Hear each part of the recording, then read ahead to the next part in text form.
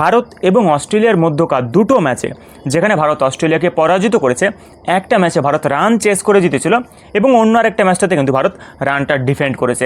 এই দুটো ম্যাচ যদি আপনি লক্ষ্য করেন তাহলে সেখানে দেখতে পাবেন যে একজন প্লেয়ারের কিন্তু একটা অনেক বড় সড়ো অবদান দুটো ম্যাচেই রয়েছে, আর সেই প্লেয়ারটা হলেন ওয়াশিংটন সুন্দর।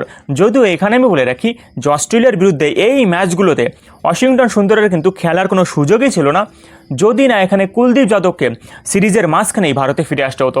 যাই হোক, মোট মিলিয়ে তিনি সুযোগ যেমন পেয়েছেন এবং তার পাশাপাশি সুযোগটাকে কিন্তু কাজেও লাগিয়েছেন। যেমন ধরুন, এখানে যদি তৃতীয় টি20 ম্যাচ দেখা হয় তাহলে সেখানে আপনি লক্ষ্য করবেন যে ওয়াশিংটন সুন্দর কিন্তু শেষের দিকে ব্যাট করতে নেমে একাই 49 রান করেছিলেন এবং তার স্ট্রাইক রেটটা কিন্তু 200-র উপরে ছিল।